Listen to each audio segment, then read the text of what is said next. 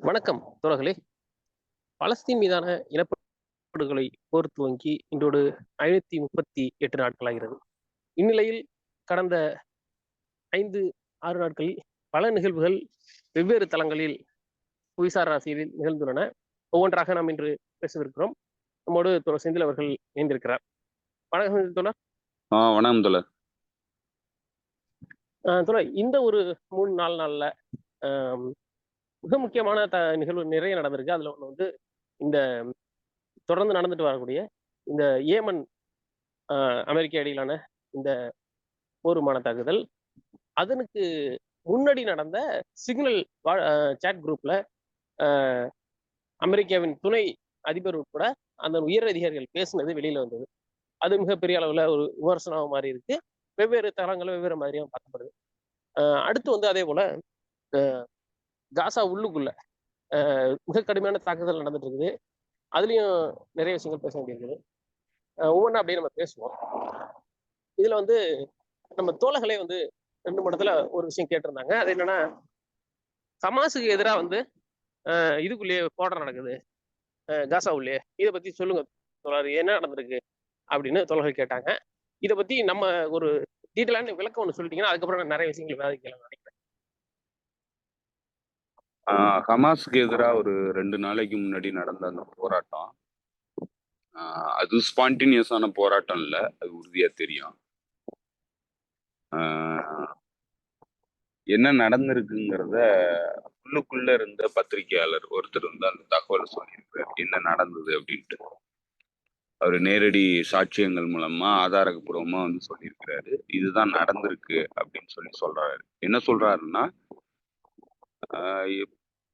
காசாக்குள்ள இருக்கக்கூடிய எல்லாருடைய செல்போனுக்கும் மெசேஜ் வந்திருக்கு இஸ்ரேல்ல இருந்து.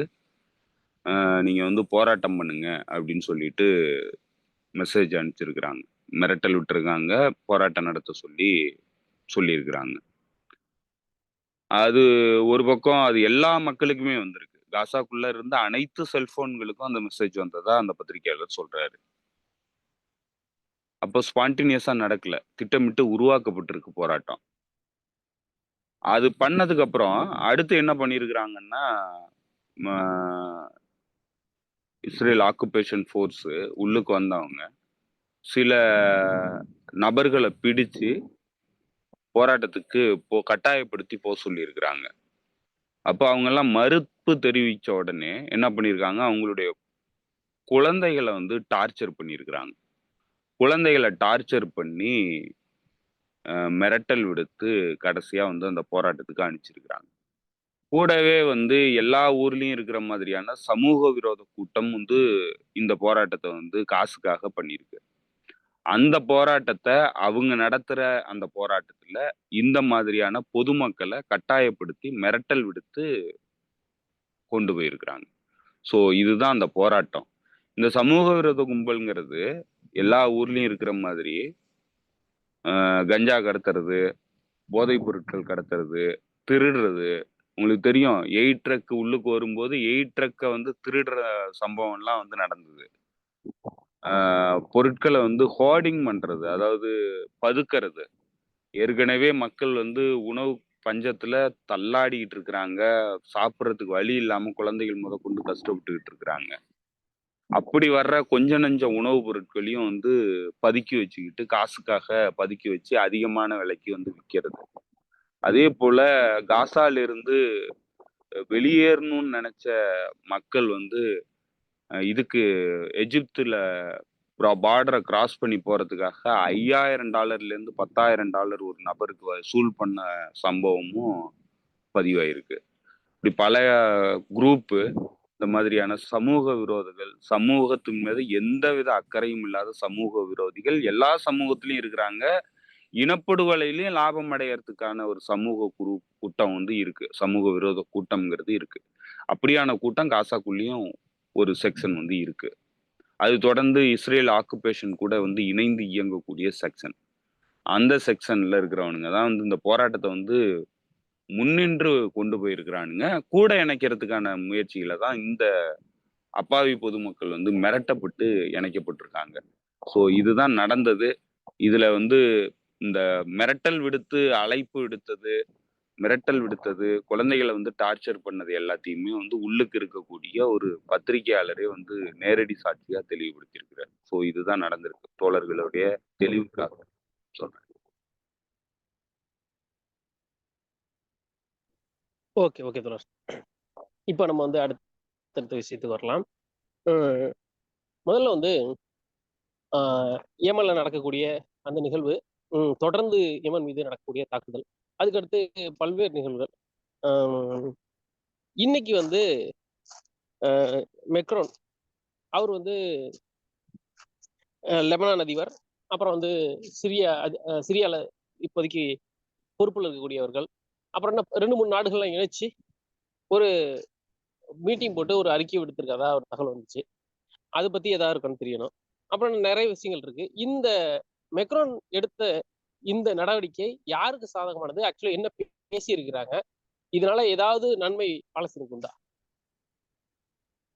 ஆ ஆக்சுவலா என்னன்னாக்க, இந்த ஒட்டுமொத்தமான லெபனான் அரசாங்க உருவாக்கம், லெபனானுக்குள்ள நடக்கிற பிரச்சனைகள், ஹெச்டிஎஸ் தீவிரவாதிகளால வடக்கு பகுதியில ஏற்படுத்தப்படுற பிரச்சனை. இதனுடைய அடிப்படை வந்து கிரெடால் வந்து ஒரு நேற்று ஒரு ஆர்டிக்கிள் வந்து இன்வெஸ்டிகேட்டிவ் ஆர்டிக்கிள் வந்து எழுதியிருக்கிறாங்க. அதுல பல விஷயங்கள தெளிவுபடுத்துறாங்க. எப்படி வந்து இந்த பிரச்சனைகள் வந்து திட்டமிட்டு உருவாக்கப்பட்டுக்கிட்டு இருக்கு அப்படிங்கிறத பத்தி அவங்க எழுதியிருக்கிறாங்க.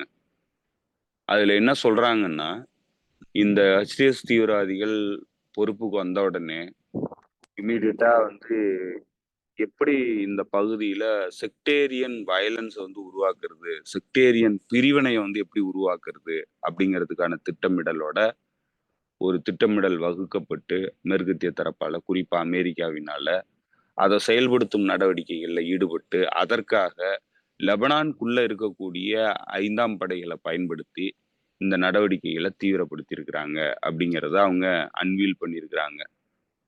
அது வந்து உள்ளுக்குள்ள கிடைச்ச தகவல்கள், சோர்ஸ்கள் மூலமா வந்து அந்த தகவல்களை எடுத்து, லெபனான் ஆர்மிக்குள்ள இருந்து கிடைச்ச தகவல்கள், இந்த பிரச்சனைக்கான அடிப்படைகள் யாரு அப்படிங்கிறது மொதற்கொண்டு, பேரு மொதற்கொண்டு வெளியிட்டிருக்கிறாங்க. அவங்கெல்லாம் யாரு? அவங்க என்ன பின்னணியிலேருந்து வராங்க? ஐசிஸ்க்கும் அவங்களுக்கு என்ன தொடர்பு இருக்கு? அமெரிக்காவுக்கும் அவங்களுக்கு என்ன தொடர்பு இருக்கு? அப்படிங்கிறத எல்லாத்தையும் வந்து அந்த ஆர்டிக்கிள்ல வந்து தெளிவுபடுத்தியிருக்கிறாங்க.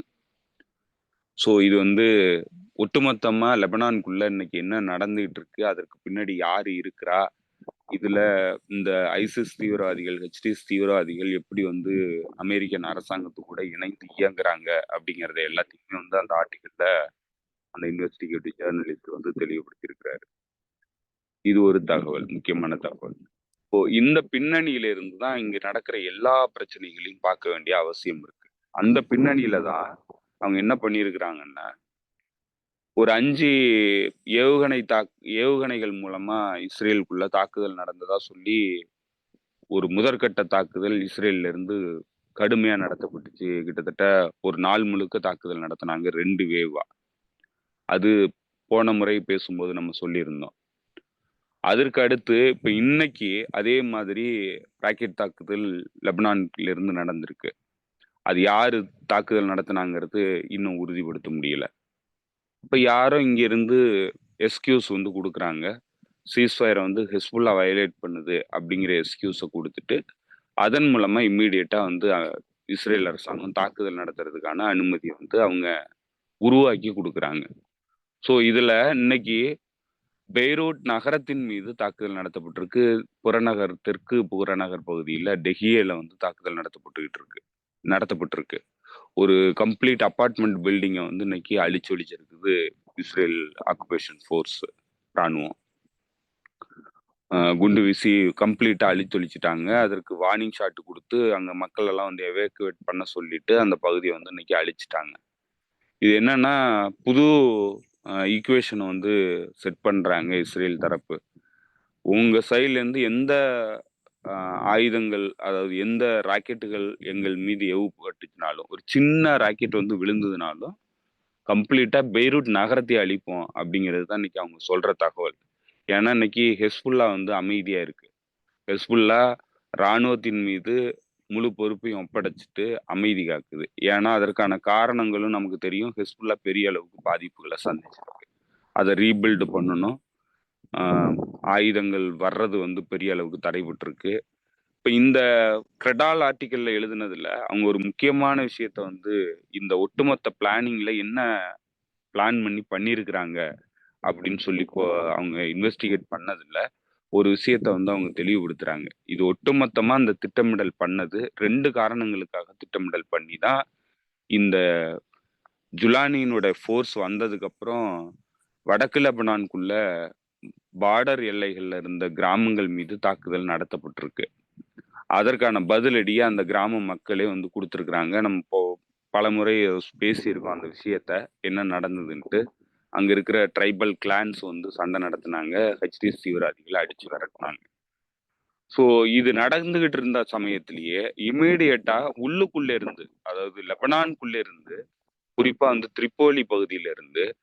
ட்ரிப்போலியில இருந்து சில சில பேர் வந்து திட்டமிட்டு பிரச்சாரங்கள் வந்து பண்ணியிருக்கிறாங்க. குறிப்பா வந்து இந்த ஏற்கனவே ஹிஸ்புல்லாவுக்கு எதிரா இருக்கக்கூடிய ஒரு தரப்பு. அந்த தரப்புங்கிறது ஒரு ஒரு சலாஃபி ஜிகாதி எலமெண்ட். ஸோ அவங்க வந்து ஒரு இமாமினுடைய கட்டுப்பாட்டில் இருக்கக்கூடிய ஒரு அமைப்பு. அதனுடைய ஒரு நபர் தான் வந்து இந்த வேலையில ஈடுபட்டு இருக்கிறாரு.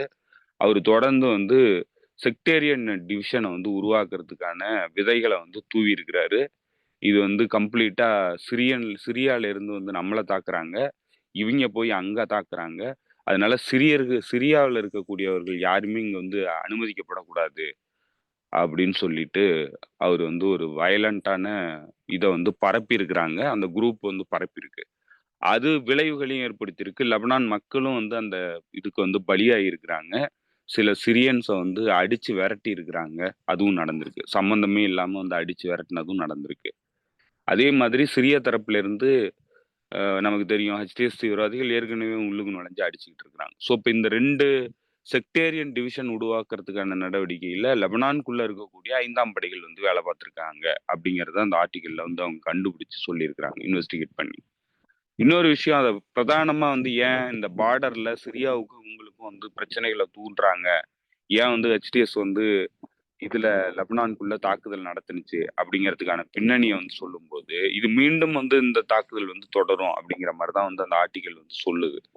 என்ன காரணத்துக்காக அந்த திட்டத்தோட பண்றாங்கன்னா, அந்த எல்லைப்புறத்துல சர்வதேச அமைதி காக்கும் படையை கொண்டு வந்து நிறுத்துறதுக்கான முயற்சியில ஈடுபடுறாங்க. அதுதான் அமெரிக்காவுடைய திட்டம், மேற்குலக நாடுகளுடைய திட்டம் அப்படிங்கிறத சொல்றாங்க. இதுல எந்தெந்த பகுதிகளில் வாய்ப்பு இருக்கோ அங்கெல்லாம் வந்து இஸ்ரேல் வந்து இந்த சமயத்தை பயன்படுத்தி குண்டுவீச்சு நடவடிக்கைகள்லையும் ஈடுபட்டுக்கிட்டு இருக்கு. ஒரு பக்கம் இஸ்ரேலினுடைய தாக்குதல் வந்து அந்த எல்லை பகுதிகளில் நடக்குது. இன்னொரு பக்கம் ஹெச்டிஎஸ் தீவிரவாதிகளுக்கும் அங்க இருக்கிற கிளான்ஸுக்கும் சண்டை நடக்கிறதுனால இத தடுக்கிறதுக்கான நடவடிக்கையில சர்வதேச படை யூனிஃபில் மாதிரியான ஒரு படையை கொண்டு வந்து அந்த பகுதியில நிறுத்த வைக்கணும் அப்படிங்கிறது தான் இதனுடைய அடிப்படை நோக்கமா வந்து சொல்றாங்க. செக்டேரியன் டிவிஷன் அந்த பகுதி முழுக்க உருவாக்குறது. ஏன்னா பாலஸ்தீனுக்கு பின்னாடி எல்லாரும் செக்டேரியன் டிவிஷனை மறந்து 1400 வருஷத்துல இல்லாத ஒற்றுமையை வந்து அடைஞ்சிட்டாங்க அப்படிங்கிறது மேற்கத்திய ஏகாதிபத்தியத்துக்கு மிகப்பெரிய சிக்கல். அதை ஓவர் கம் பண்ணி அதை உடைச்சு திரும்ப மறுபடி பழைய நிலைக்கு கொண்டு வரணுங்கிறதுக்காக உருவாக்கப்பட்டதுதான் ஹெச்டிஎஸ் தீவிரவாதிகளால இந்த சிரிய அரசாங்கம் வீழ்த்தப்பட்டு பிளவை உருவாக்குனாங்க. இதுக்கெல்லாம் பின்னாடி இருந்து வேலை பார்க்கறது, அசாத்துக்கு சப்போர்ட் பண்றது, இல்ல புதுசா வந்து அலவைட் சமூகத்திலிருந்து ஏதோ ஒரு படைப்பிரிவு தாக்குதல் நடத்திடுச்சு, அதுக்கு பின்னணி வந்து ஈரானும் ஹெஸ்புல்லாவும் தான் காரணம்னு சொல்லி பிரச்சாரம் பண்ணது. குறிப்பா வந்து அல் அரேபியா, அல் ஜசீரா போன்ற ஊடகங்கள் வந்து அந்த பகுதி முழுக்க இந்த பிரச்சாரத்தை வந்து கட்டமைச்சதுக்கான அடிப்படை காரணம் மீண்டும் செக்டேரியன் டிவிஷனை உருவாக்குறது தான். இது அமெரிக்காவினுடைய இன்ட்ரெஸ்ட்னால நடந்திருக்கு. இது கூடவே இந்த எல்லைப்புறத்துல கான்ஃபிளிக்டை உருவாக்கி அதற்கு அமைதியாக்கும் படையா சர்வதேச நாடுகளால அமைக்கப்படுற படையை வந்து கொண்டு வந்து இந்த பகுதியில் நிறுத்தணும். இந்த படை நிறுத்தலுக்கான அடிப்படை காரணம் என்னன்னா, ஏற்கனவே ஈரான்ல இருந்து ஹெஸ்புல்லாவுக்கு வந்துகிட்டு இருக்கிற ஆயுத வரத்தை தடுக்கிறதுக்கான ஒரு வழிமுறையா இதை வந்து பண்ணியிருக்கிறாங்க. இதற்காக ஹெச்டிஎஸ் போர்சஸ் வந்து பயன்படுத்தப்படுறாங்க. இதுதான் வந்து அங்க நடந்திருக்கு. இப்போ இந்த பேக்ரவுண்ட்ல தான் எமானுவல் மேக்ரோன் வந்து லெபனானுடைய பிரசிடென்ட் ஜோசப் அவனை வந்து கூப்பிட்டு சிரியாவினுடைய பிரசிடென்ட் சைப்ரஸ் நாட்டினுடைய பிரசிடென்ட் அதே போல கிரீஸ் நாட்டினுடைய பிரசிடென்ட் இவங்க எல்லாரும் 5 பேரும் சேர்ந்து இன்னைக்கு ஒரு மீட்டிங் போட்டிருக்காங்க. இவங்களுக்குள்ள ஒரு புரிந்துணர்வு ஒப்பந்தம் மாதிரி போட்டு அதுல வந்து சில டிக்ளரேஷன் வந்து பண்ணியிருக்காங்க, ஸ்டேட்மெண்ட் விட்டுருக்காங்க. அதுல என்ன சொல்றாங்கன்னா, லெபனானுக்குள்ள இஸ்ரேல் நடத்துறது வந்து சீஸ்ஃபயர் வயலேஷன் பண்ணிருக்கு. எந்தவித எக்ஸ்கியூஸும் வந்து இஸ்ரேலுக்கு கிடையாது. இங்க எந்த காரணங்களும் கிடையாது இஸ்ரேல் தாக்குதல் நடத்துறதுக்கு. இன்னைக்கு குறிப்பா நடத்தின தாக்குதல்ங்கிறது எந்த வகையிலையும் வந்து நீங்க ஜஸ்டிஃபிகேஷனே பண்ண முடியாது. தவறான தாக்குதல். இது கம்ப்ளீட்டா சீஸ்ஃபயரை மீறின செயல். இங்க ஹெஸ்புல்லா ஆக்டிவா கிடையாது. முழுமையா வந்து லெபனானுடைய கட்டுப்பாட்டுல தான் இந்த நாடு இப்ப இருக்கு. லெபனான் ஆர்மி கட்டுப்பாட்டுல ஒரு மோனோபோலிக் ஆர்ம்டு ஃபோர்ஸஸா வந்து இது இருக்கு லெபனான் ஆர்மி. ஹெஸ்புல்லா பெரிய அளவுக்கு ஆக்டிவா இல்லை. ஆனா அப்படி சொல்லிட்டு இஸ்ரேல் வந்து பொய் சொல்லி இந்த தாக்குதல்கள்ல ஈடுபடுது. இது இந்த பகுதியில அமைதியை வந்து சீர்குலைக்கும். இந்த ரீஜியன் முழுக்க வந்து அமைதியை சீர்குலைக்கும். அமெரிக்கா உருவாக்குன இந்த சீஸ்ஃபயரு யுனைடெட் நேஷன்ஸினுடைய 1701 அந்த ரெசல்யூஷன் இதை தான் வந்து இம்ப்ளிமெண்டேஷன் கொண்டு வந்தோம். அமெரிக்கா ஏற்படுத்தின அந்த முயற்சிங்கிறது சக்சஸ்ஃபுல்லா போயிட்டு இருக்கு. லெபனான் வந்து ஒரு நல்ல முன்னேற்றத்தை நோக்கி நகர்ந்துகிட்டு இருக்கு அப்படிங்கிறது தான் உங்களுடைய ஒட்டுமொத்தமான ஸ்டேட்மெண்ட். இது ஏன் அப்படி சொல்றாங்க அப்படிங்கிறதுலதான் பெரிய விஷயங்கள்லாம் இருக்கு. அது ஒரு பெரிய பாலிடிக்ஸ். என்னன்னா, அமெரிக்கா கூட பேரம் பேசுறதுக்கான ஒரு நடவடிக்கையில பிரெஞ்சு அதிபர் வந்து ஈடுபடுறதுக்கான ஒரு விஷயமா தான் இந்த விஷயங்கள் வந்து நடந்திருக்கு. ஸோ எது எப்படியோ, ஆனா அட் த ஸ்டேட்மெண்ட் லெவல்ல வந்து அவங்க கொடுத்துருக்கிறது எல்லாமே பார்த்தீங்கன்னாக்க, ஹெஸ்புல்லா வந்து எந்த வயலேஷனும் சீஸ்ஃபயரை பண்ணல. இஸ்ரேல் தான் வந்து சீஸ்ஃபயர் வயலேஷன் பண்ணுது. அதை வந்து அவங்க ஸ்டார்ட் பண்ணணும் அப்படிங்கிறத சொல்லியிருக்கிறாங்க. ஸோ இதுதான் வந்து இப்போ நடந்திருக்கு. இதுக்கு பின்னணியான அரசியல் நம்ம பேசணும்னா இன்னும் 1 மணி நேரத்துக்கு மேலே பேச வேண்டியிருக்கும். ஸோ அதனால அதை வந்து நம்ம பின்னாடி பேசலாம். இப்போதைக்கு நடந்திருக்கிற விஷயங்கள் இதுதான் நடந்திருக்கு. இதுல தான் வந்து இந்த டெக்ஃபெரி எலமெண்ட்டு குறிப்பாக வந்து நாங்கள் வந்து பாலஸ்தீனியர்களுக்கு ஆதரவாக இருக்கோம் அப்படின்னு சொல்லிட்டு இருக்கிற இந்த போலி முஸ்லிம்ஸு, போலி இஸ்லாமி ஜிஹாதிஸ்ட், இவனுங்களுடைய முகம் வந்து வெளிப்பட்டிருக்கு. இவனுங்க கம்ப்ளீட்டா அமெரிக்காவினுடைய டூலா வேலை பார்த்துக்கிட்டு இருக்கானுங்கிறத கிளியரா வந்து தெளிவுபடுத்தி இருக்கிறாங்க.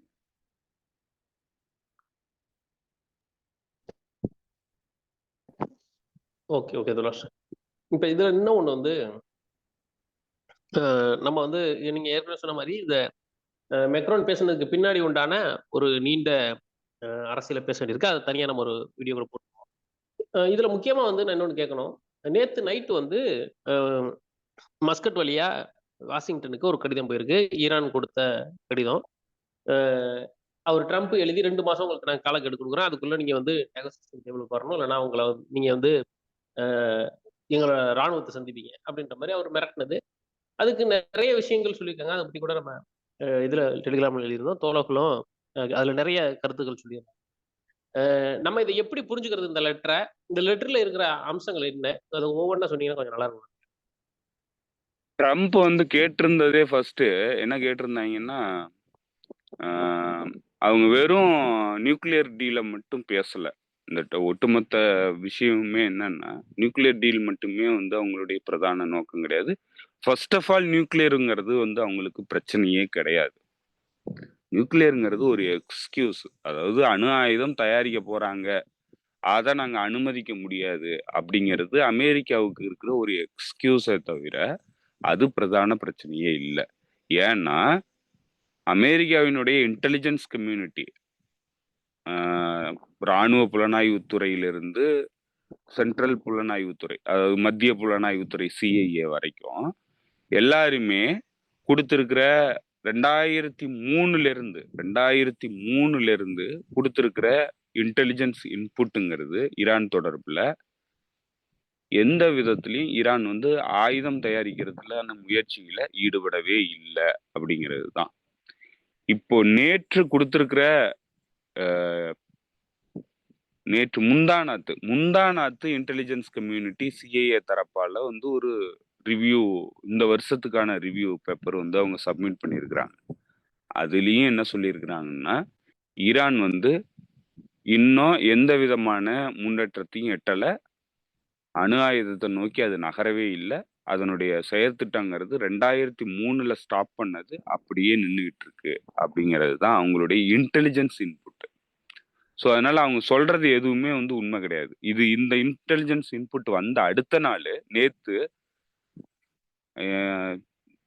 இஸ்ரேல்ல இருந்து வெளிவரக்கூடிய பத்திரிகைகள், அமெரிக்காவில இருந்து வெளிவரக்கூடிய பத்திரிகைகள், இவங்க எல்லாரும் ஒரு ப்ரொபகேண்டா வந்து எழுதினாங்க. என்ன சொன்னாங்கன்னா, ஈரான் முன்னாடி மாதிரி இல்ல, அதாவது 10-15 நாள்னு இருந்தது சில நாட்களுக்கு மாறிடுச்சு. கிட்டத்தட்ட ஒரு வாரத்துக்குள்ள அது வந்து அணு ஆயுதம் தயாரிக்கக்கூடிய கெப்பாசிட்டிக்கு வந்துருச்சு, வளர்ந்துருச்சு அப்படிங்கிறத நேற்று அவங்களுடைய பத்திரிகைகள் முழுக்க வந்து அதான் அந்த ப்ரொபகேண்டா தான் எழுதினாங்க.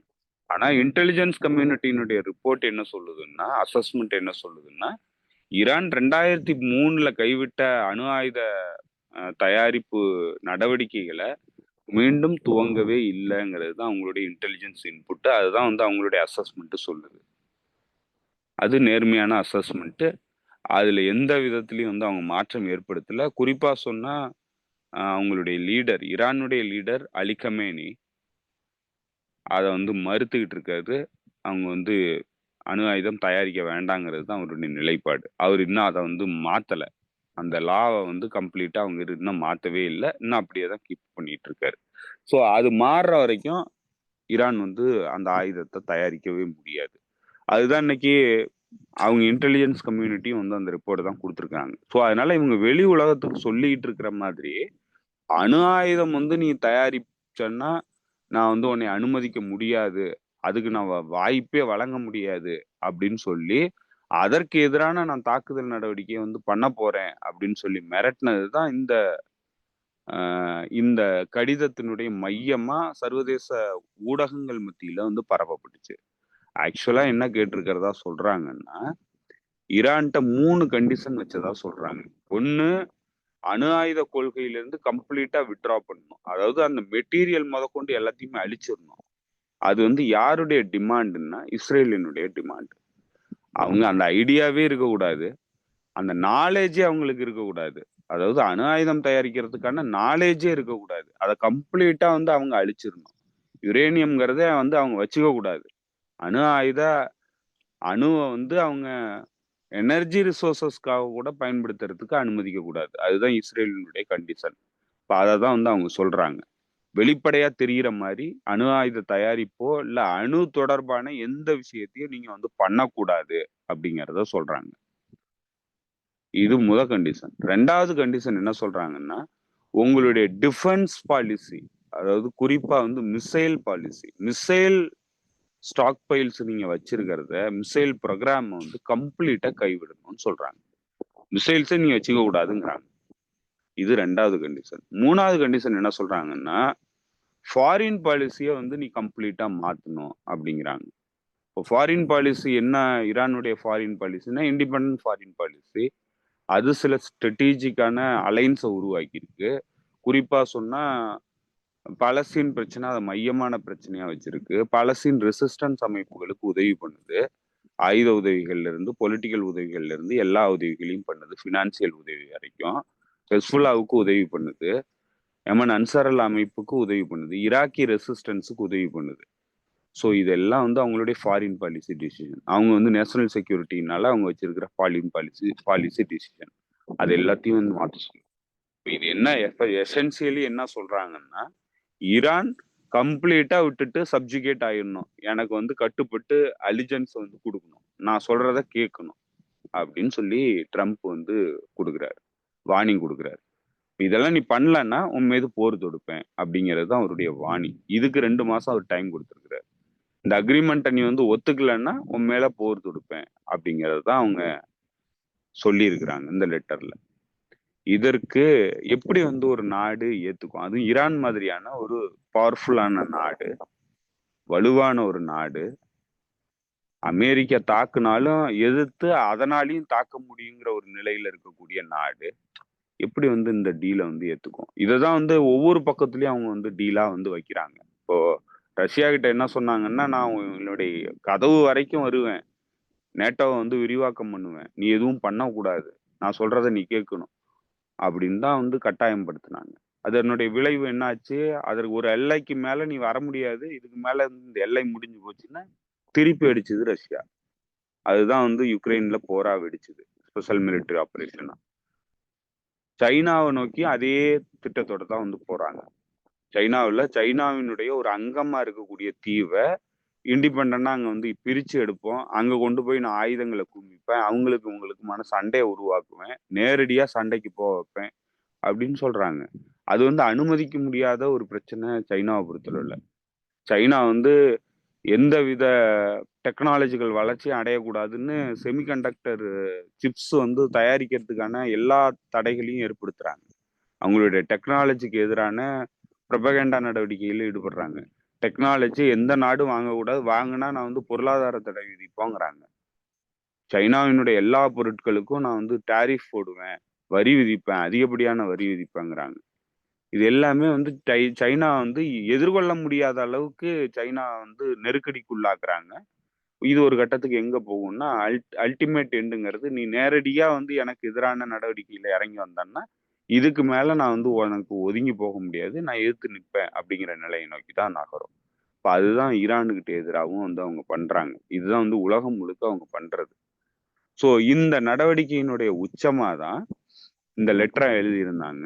அதுக்கு நேத்திக்கு ஈரான் பதிலளிச்சிருக்கு. அதுல என்ன சொல்லிடுச்சுன்னா, உன் கூட நேரடியா பேச்சுவார்த்தையே நடத்த முடியாதுன்ருச்சு. உன் கூட நீ சொல்ற எந்த கண்டிஷனும் வந்து ஒத்து வர்ற மாரி கிடையாது. நீ மிரட்டல், உருட்டல் பண்ணி என்னைய வந்து பணிய வைக்கணும்னு நெனைக்கிறத கம்ப்ளீட்டா மறந்துடு. அந்த மாதிரியான நெனப்பு இருக்கிற வரைக்கும் உன் கூட எந்தவித பேச்சுவார்த்தைக்கும் நான் வர முடியாது. அப்படிங்கிறத தெளிவுபடுத்திருச்சு. இன்டைரக்ட்டா இப்ப பேசிக்கிட்டு இருக்கிற மாரி வேணா பேசிக்கிட்டு இருப்போமே தவிர, நேரடியா உன் கூட உரையாடல் நடத்துறதுக்கான வாய்ப்பு இல்ல. உன்னுடைய மென்டாலிட்டிய நீ மாத்துற வரைக்கும் அதுக்கான வாய்ப்பு இல்ல. அப்படின்னு ஈரான் வந்து மறுப்பு தெரிவிச்சு லெட்டர்ல குடுத்திருக்கு. இப்ப இதுல என்ன ஆச்சுன்னா, இப்ப அமெரிக்காவுக்கு வேற எந்த ஆப்ஷன் இருக்கு? இப்ப நீங்க வந்து பேச்சுவார்த்தைக்கு வரலன்னா, உன் மீது போர் தொடுப்பேன்னா, போர் தான்ப்பா தொடுக்கணும். ஏன்னா மறுத்துருச்சு ஈரான். நான் உன் கூட பேச்சுவார்த்தை பண்ண முடியாதுன்ருச்சு. இப்ப அமெரிக்கா வந்து என்ன பண்ணுங்கிறத நம்ம பார்க்க வேண்டியிருக்கு. ஸோ அதற்கான தயாரிப்பு நடவடிக்கைகள்ல தான் வந்து டியாகோ கார்சியா முழுக்க வந்து அவங்களுடைய ராணுவ தளம் கார்சியா. ஸோ அங்க வந்து பி-2 வகை பாம்பர், பி-52 வகை பாம்பர்ஸ் இன்னும் பல ரீஃப்யூலிங் அ ஏர்கிராஃப்ட் இது எல்லாத்தையுமே கொண்டு வந்து குவிச்சுக்கிட்டு இருக்கிறாங்க. பெரிய அளவுக்கு சண்டைக்கு தயார் நிலைக்கு வந்துகிட்டு இருக்கிறாங்க. அதே நேரத்துல அதற்கு எச்சரிக்கை விடுக்கும் விதமா வந்து யமன் அன்சார் அல் அமைப்பு மீதான தாக்குதல வந்து ஆரம்பிச்சிருக்கிறாங்க. யமன் சிவிலியன் மீதான தாக்குதல ஆரம்பிச்சிருக்கிறாங்க. இப்போ நேற்று அ பெருமளவுக்கான 19 இடங்கள்ல வந்து தாக்குதல் நடத்தப்பட்டுச்சு. சனா கவர்னரேட்டு குறிப்பா வந்து டீகேபிடேஷன் பண்றதுக்கான முயற்சியில தான் வந்து ஈடுபட்டிருக்கிறாங்க. அதாவது அவங்களுடைய முக்கிய தலைவர்கள வந்து கொலை பண்றதுக்கான நடவடிக்கை. இஸ்ரேல் பண்ணது. இஸ்ரேல் வந்து லெபனானுக்கு எதிரா சக்சஸ்ஃபுல்லா குறிப்பா வந்து ஹெஸ்புல்லாவுக்கு எதிரா சக்சஸ்ஃபுல்லா நடத்தின அந்த டீகேபிடேஷன் ஸ்ட்ரைக் தலைவர்கள வந்து அசாசினேட் பண்றது. அததான் வந்து இன்னைக்கு பிரைமரியான ஸ்ட்ராட்டஜிக் திட்டமா வந்து டாக்டிக்கா வந்து வச்சிருக்கிறாங்க. இப்போ மேற்கத்திய தரப்பு அதுதான் வந்து டாக்டிக்கா பயன்படுத்த போகுதுங்கிறத தெளிவுபடுத்தியிருக்கு. அதுதான் அந்த சாட்டும் வந்து சிக்னல் சாட்டும் வந்து தெளிவுபடுத்தியிருக்கு. ஸோ இதுல என்னன்னா, இப்போ ஆனா இவங்க எடுத்த முயற்சி எந்த அளவுக்கு கை குடுத்தது அப்படின்னு பார்த்தீங்கன்னாக்க, ஆ கை குடுக்கல. ஏன்னா எந்த தலைவர்களையும் வந்து வீழ்த்த முடியல யெமன்ல. ஸோ தோல்வி அடைஞ்சிருக்கிறாங்க. மீண்டும் வந்து அந்த முயற்சிய வந்து தொடர்றாங்க. இப்ப நேத்திக்கு 19 இடத்துல தாக்குதல் நடத்தியிருக்கிறாங்க. எதற்காக நடத்துனாங்க? குறிப்பா அவங்க நடத்துற தாக்குதல்கள் பூரா வந்து ஒரு கேன்சர் ஹாஸ்பிட்டல் புதுசா கட்டிக்கிட்டு இருக்கிறாங்க சடா கவர்னரேட்ல. அது மீது தாக்குதல் நடத்தி அழிச்சிருக்கிறாங்க. அதேபோல பல குடியிருப்பு பகுதிகள்ல தாக்குதல் நடத்தி அழிச்சிருக்கிறாங்க. குடும்பங்கள்லாம் வந்து அழிச்சிருக்கிறாங்க. பொதுமக்கள் வந்து முதல் தாக்குதல்ல 50க்கும் மேற்பட்ட பொதுமக்கள் இறந்து போனாங்க. 100க்கும் மேற்பட்டவர்கள் காயமடைஞ்சாங்க. ஸோ குடும்பங்கள் வாழக்கூடிய ரெசிடென்ஷியல் ஏரியால தான் வந்து தாக்குதல் நடத்திக்கிட்டு இருக்கிறாங்க. ஸோ இதெல்லாம் வந்து மிரட்டல் விட்டு பணிய வைக்கலாங்கிற முயற்சியில தான் வந்து ஈடுபடுறாங்க. ஆனா அதே நேரத்துல யமன் அன்சார் அல் அமைப்பு இவங்க தாக்குதல் நடத்தி முடிச்ச உடனே மீண்டும் வந்து தாக்குதல் நடத்துது. இவங்களுடைய பேட்டில்ஸ் ஃபோர்ஸ் அதாவது பேட்டில் ஷிப் மீது தாக்குதல் நடத்துது. அதேபோல இஸ்ரேலுக்குள்ளேயும் தாக்குதல் நடத்துது. அதனால யமன் அன்சார் அல் அமைப்புங்கிறது தொடர்ந்து வந்து நீ என்ன பண்ணனாலும் நான் உன்னுடைய நடவடிக்கைகள்ல இருந்து நான் மாத்திக்க முடியாது அப்படிங்கிறத தெளிவுபடுத்திட்டு இருக்கு. இப்போ அடுத்து வந்து இவங்க ஈரானுக்கு எதிரான நடவடிக்கைக்கு போறதுக்கு தயார் பணியில ஈடுபட்டுக்கிட்டு இருக்காங்க. அதற்கான ஃபோர்ஸ் எல்லாத்தையும் கொண்டு வராங்க, எஸ்கலேட் பண்றாங்க. இது எங்க போய் முடியுங்கிறது நமக்கு தெரியல. இது எந்த அளவுக்கு இது தாக்கு பிடிக்கும், எவ்வளவு காலத்துக்கு இழுக்கும் அப்படிங்கிறது நமக்கு தெரியல. எப்ப வேணாலும் கைமீறி போறதுக்கான வாய்ப்பு இருக்கு. அப்படி ஒரு வேளை அமெரிக்கா வந்து டெஹரான்லயோ இல்ல ஈரானுடைய பகுதிகள்லயோ தாக்குதல் நடத்துனுச்சுன்னா அவங்க இன்னைக்கு தெளிவுபடுத்திட்டாங்க. பார்லிமெண்ட்லயே தெளிவுபடுத்திட்டாங்க. என்ன சொல்லிட்டாங்கன்னா, அப்படி ஒரு வேளை அமெரிக்கா தாக்குதல் நடத்துச்சுன்னா அமெரிக்காவுடைய பேசஸ் இந்த பகுதியில் இருக்கக்கூடிய அனைத்து ராணுவ தளங்களையும் நாங்க தாக்குவோம் அப்படிங்கிறதையும் அவங்க தெளிவுபடுத்திட்டாங்க. ஸோ அதனால அவங்க கிளியரா சொல்லிட்டாங்க, என்ன நடக்குங்கிறதையும் சொல்லிட்டாங்க. அது அவங்க சொல்லாத விஷயங்கள்ங்கிறது ஸ்ட்ரெயிட் ஆஃப் ஹோர்முஸ் கம்ப்ளீட்டா தடுத்து நிறுத்தப்படும். அதே போல இந்த பகுதியில் இருக்கக்கூடிய இவங்களுடைய கூட்டணி நாடுகளினுடைய எண்ணெய் உற்பத்தி மையங்கள் எல்லாமே வந்து அழிக்கப்படுறதுக்கான வாய்ப்பு இருக்கு. அதுதான் அதனுடைய அல்டிமேட் எண்டா போய் முடியும். ஏன்னா ஈரானுடைய செக்யூரிட்டிக்கோ இல்ல ஈரானுடைய எக்ஸிஸ்டன்ஸுக்கோ பிரச்சனை வந்துச்சுன்னா அது மற்ற பகுதிகளினுடைய எக்ஸிஸ்டன்ஸையும் அந்த பகுதியில கேள்வி காக்கும். அப்படி ஒரு வேளை நடந்துருச்சுன்னா உலகத்தினுடைய கச்சா எண்ணெய் விலை வந்து ஏறும். $200-300 போகலாம் கச்சா எண்ணெய் பேரலோட விலை. அப்படி போச்சுன்னா ஒட்டுமொத்தமா ஏற்கனவே டிஸ்ட்ரெஸ்ல தான் இருக்கு உலகத்தினுடைய பொருளாதாரம். அப்படியெல்லாம் வந்து எண்ணெய் பொருள் விலை வந்து ஏறுனுச்சுன்னா கம்ப்ளீட்டா உலகத்தினுடைய பொருளாதாரம் கிரேட் டிப்ரெஷன் சுச்சுவேஷனுக்கு போகும். அப்படி போச்சுன்னா உலகம் வந்து திரும்ப மீண்டு வர்றதுக்கே இன்னும் ஒரு 20 வருஷம் ஆகும் பொருளாதாரத்துல மீண்டு வர்றது. அவ்வளோ ஒரு மோசமான விளைவு ஏற்படுத்தக்கூடிய ஒரு நடவடிக்கையை எந்தவித பொறுப்புணர்வும் இல்லாம சிக்னல்ல சாட் பண்ணிட்டு இருக்கக்கூடிய ஒரு அமேச்சர் டீமை வச்சுக்கிட்டு நேஷனல் செக்யூரிட்டி டீமை வச்சுக்கிட்டு ட்ரம்ப்புங்கிற ஒரு ஒரு ஒரு கோமாளி வந்து இன்னைக்கு உலகத்தை வந்து சிக்கல்ல கொண்டு வந்து நிறுத்துறதுக்கான முயற்சியில ஈடுபடுறான்.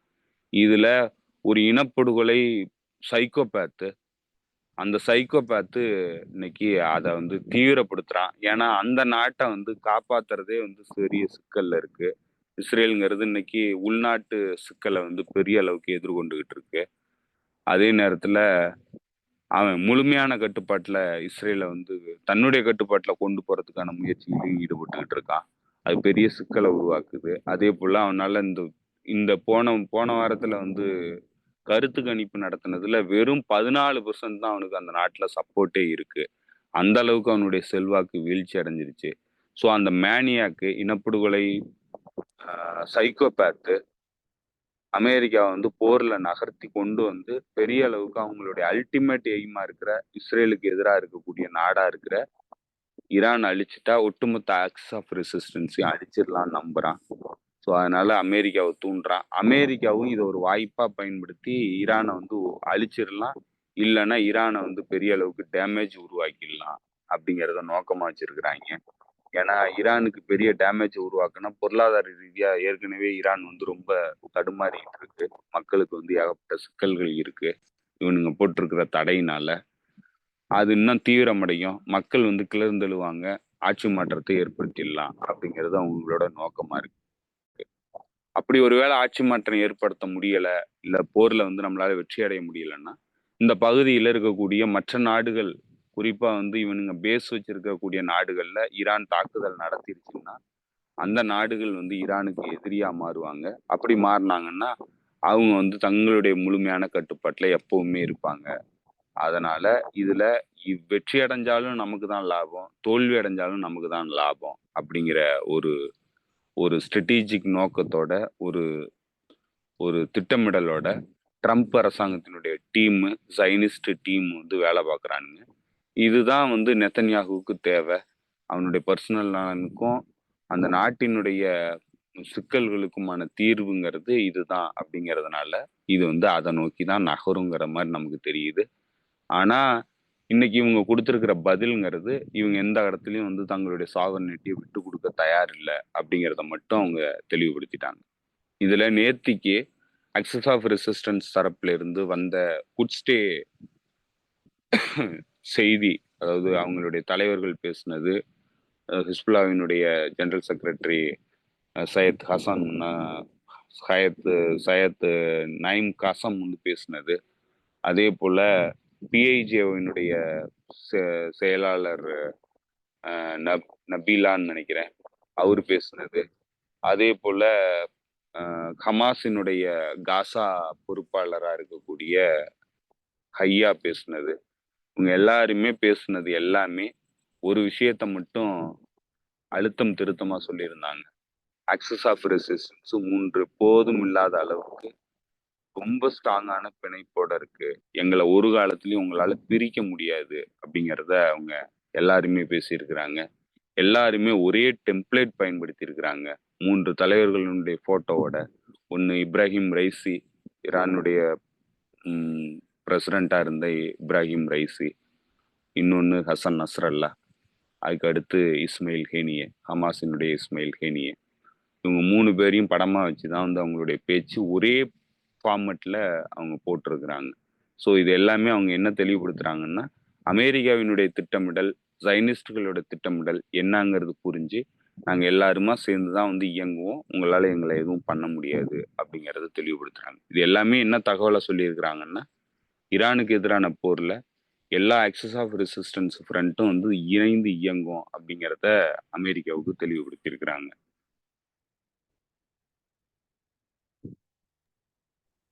ஓகே தோழர். இதுல வந்து நீங்க சொல்லும் போது ஒரு வார்த்தை சொன்னீங்க, பட் வந்து அது கொஞ்சம் விளக்கமா சொன்னீங்க சரியா இருக்கும்னு நினைக்கிறேன். என்னன்னா, ஈரான் வந்து தாக்குதல் நடத்தும், அதாவது வந்து அமெரிக்கா வந்து ஈரான் மேல தாக்குதல் நடத்தினா இங்க சுத்தி இருக்கக்கூடிய ராணுவ தளங்கள் மீது தாக்குதல் நடத்தும். இதை நம்ம ரொம்ப நாளா சொல்லிட்டு வர்றீங்க. அதை வந்து அவங்களும் இன்னைக்கு நீங்க சொன்ன மாதிரி பார்லிமெண்ட்டும் நம்ம இன்னைக்கு ஈவினிங் வந்து கன்ஃபார்ம் பண்ணிருக்கு. இதுல வந்து இன்னொரு வார்த்தை நீங்க சொன்னீங்க, இது இதெல்லாம் சொன்னது சொல்லாதது வந்து ஸ்டேட் ஆஃப் ஹார்முஸ் தடுக்கப்படும் அப்படின்னு. ஆனா வந்து கல்ஃப்ல இருக்கக்கூடிய எண்ணெய் கிணறுகள் தாக்கப்படும் அப்படின்னு சொன்னீங்கல்ல, அது எனக்கு ரொம்ப பெரிய அதிர்ச்சியா இருக்கு. அது எந்த இதுல இருந்து அந்த இந்த கண்டஸ்ட்ல இருந்து அதை சொல்றேன். அதாவது ஈரானுடைய இருப்புக்கு கேள்வி வந்துச்சுன்னா அமெரிக்காவினுடைய ஒட்டுமொத்த இன்ட்ரெஸ்ட் இந்த பகுதியில இருந்து அழிக்கக்கூடிய இடத்துக்கு போகும். என்னன்னா, இப்ப நீங்க உங்க நாட்டுல வந்து அமெரிக்காவினுடைய படைகளை வந்து ஹோஸ்ட் பண்றீங்க. இப்போ குறிப்பா எடுத்துங்க, கத்தாருங்கிற நாடு இருக்கு. கத்தார் வந்து அமெரிக்காவினுடைய மிகப்பெரிய பேஸா வந்து ஹோஸ்ட் பண்ணுது. அங்கிருந்து B2 வகை பாம்பர்ஸ் வந்து போகுது. அங்கிருந்து போற B2 வகை பாம்பர்ஸ் ஈரானுக்குள்ள தாக்குதல் நடத்துனுச்சுன்னா அந்த நாடு நேரடியா வந்து பிலிஜரண்ட் ஆகுறாங்க. அதாவது நேரடியா சண்டை நாடா, எதிரி நாடா மாறுது. அப்படி மாறுனுச்சுன்னா அந்த நாட்டினுடைய இன்ட்ரெஸ்ட்ல எல்லாத்துலயும் தாக்குதல் நடத்துறதுக்கான எல்லா பாசிபிலிட்டியும் இருக்கு. அப்படிதான் சொல்றேன். இப்ப நீங்க இங்க இருக்கிற எல்லா பேஸ்களும் தாக்கப்படும். எல்லா பேஸ்களும் தாக்கப்பட்டுச்சுன்னா எல்லா பேஸ்ல இருந்து அமெரிக்கன் கப்பல் ஏரோப்ளேன்ஸ் வந்து போய் தாக்குதல் நடத்துறதுக்கு போவாங்க. அப்படி போனாங்கன்னா எல்லா நாடுமே வந்து இந்த போர்ல பங்கெடுக்கக்கூடிய நாடா மாறிடுது. அப்படி மாறுனுச்சுன்னா அவங்களுடைய எக்கனாமிக் இன்ட்ரெஸ்ட்ல இருந்து, அவங்களுடைய எனர்ஜி இன்ட்ரெஸ்ட்ல இருந்து எல்லாத்தையும் வந்து தாக்குறதுக்கான உரிமை வந்து உங்களுக்கு வந்துருது. அப்படி வந்துருச்சுன்னா, ஏன்னா இப்ப ஈரானை வந்து வெறுமனே அவங்க 2 முக்கியமான விஷயத்த சொல்றாங்க. ஒண்ணு டீகாபிடேஷன் பண்றது, தலைமைகளை வந்து அசாசினேட் பண்றது. முதல் தாக்குதல்லயே தலைமைகளை வந்து அசாசினேட் பண்ணி அழிக்கிறது. அது ஃபர்ஸ்ட். 2வது அவங்களுடைய எனர்ஜி ரிசோர்சஸ்ல தாக்குதல் நடத்துறது, அவங்களுடைய அணு ஆயுத உலைகள் மீது தாக்குதல் நடத்துறது. இது 2யும் வந்து அவங்க பண்ணுவாங்கிறாங்க. இப்ப இதெல்லாம் பண்ணாங்கன்னா இதே மாதிரி எனர்ஜி ரிசோர்சஸ் மீது இவங்களுடைய எதிரி நாடுகள் மீதும் தாக்குதல் நடத்துறதுக்கான உரிமை வந்து அவங்களுக்கு வந்துருது. அதே போல அவங்களுடைய பொருளாதாரத்தின் மீது தாக்குதல் நடத்துறதுக்கான உரிமையும் வந்துருது. இது எல்லாமே பொருளாதாரம் சம்பந்தப்பட்டது. ஸோ அதைதான் சொல்றேன், இங்க தாக்குதல் நடந்துருச்சு, இந்த சண்டை உருவாயிடுச்சுன்னா ஈரானுடைய எக்ஸிஸ்டன்ஸுக்கே பிரச்சனை வருதுன்னா அதே மாதிரியான பிரச்சனைகளை இந்த பகுதியில் இருக்கக்கூடிய நாடுகளும் சந்திக்கும். இன்னைக்கு இன்னொரு முக்கியமான விஷயம், யமன் அன்சாரல் அமைப்பு இன்னைக்கு வெளிப்படையாவே அறிவிச்சிருக்கிறாங்க. என்ன சொல்லியிருக்கிறாங்கன்னா, ஸ்டேட்மெண்ட்டை விட்டுருக்கிறாங்க. அதுல என்ன சொல்லியிருக்கிறாங்கன்னா, இந்த அமெரிக்காவினுடைய தாக்குதல்களுக்கு இன்டெலிஜென்ஸ் இன்புட் கொடுத்துக்கிட்டு இருக்கிறது டிரான்ஸ்நேஷனல் கவர்மெண்ட்னு சொல்லி இங்க யமன்ல, தெற்கு யமன்ல இயங்கக்கூடிய இவனுங்களுடைய கைக்கூலிகள். சவுதி அரேபியாவினுடைய puppet, Saudi Arabia, United Arab எமிரேட்ஸினுடைய பப்பட்டு அரசாங்கம் தான் அங்க இருக்கு. அவன் ஏடன்ல இருந்து அந்த அரசாங்கத்தை நடத்துறாங்க. ஆனா அவனுங்க ஏடன்லயே இல்ல, அவனுங்க சவுதி அரேபியால ஒரு ரியாதுல இருக்கக்கூடிய ஒரு ஹோட்டல்ல இருந்துகிட்டு தான் அந்த அரசாங்கத்தை நடத்துறானுங்க, ஒரு பொம்மை அரசாங்கத்தை. அவங்களுடைய குரூப் தான் வந்து இந்த இன்புட்டை வந்து கொடுத்துக்கிட்டு இருக்கிறானுங்க. இந்த இன்டெலிஜென்ஸ் எங்கெங்க என்ன இருக்குங்கிற இன்டெலிஜென்ஸ் எல்லாம் வந்து அமெரிக்காவுக்கு கொடுத்துக்கிட்டு இருக்கிறதா இன்னைக்கு குற்றச்சாட்டு வச்சிருக்கிறாங்க. அதனால அதை உடனடியா நிறுத்தலைன்னா ஏதன்ல இருக்கக்கூடிய இந்த இந்த இந்த இந்த குழு, இந்த இந்த காட்டி கொடுக்குற குழு மீது தாக்குதல் நடக்காது, நேரடியா துபாய் மீதும் அபுதாபி மீதும் தாக்குதல் நடத்தப்படும் அப்படிங்கறத இன்னைக்கு எச்சரிக்கையா யமன் அன்சார் அமைப்பு சொல்லியிருக்கு. ஸோ இது எல்லாமே என்னத்தை தெளிவுபடுத்துதுன்னா, இவனுங்க வந்து இன்னும் வந்து மறைச்சுக்கிட்டு ஏமாத்திட்டு சுத்த முடியாது. நான் இதுல சம்மந்தப்படல, ஏன் ஏர் ஸ்பேஸை பயன்படுத்தல, ஏன் தளங்கள்ல இருந்து வரல அப்படின்லாம் சொல்லி ஊரை ஏமாத்த முடியாது. ஒட்டுமொத்தமா இவனுங்க வந்து காம்ப்ளிசிட். இவனுங்க எல்லாரும் சேர்ந்துதான் இந்த இந்த இந்த இஸ்ரேலுங்கிற நாட்டை வந்து காப்பாத்திக்கிட்டு இருக்காங்கிறது ஊரறிஞ்ச உண்மை. இவனுங்க மறைக்கிறதுக்கு எதுவுமே இல்லை. இன்னும் வந்து இந்த கள்ளத்தனத்தை பண்ணிக்கிட்டு ஈரானுக்கு எதிரான போர்லயும் வந்து அதே கள்ளத்தனத்தை பண்ணிக்கிட்டு தப்பிச்சிடலாம்னா அது நடக்காதுங்கிறது தான் தெளிவா தெரியுது.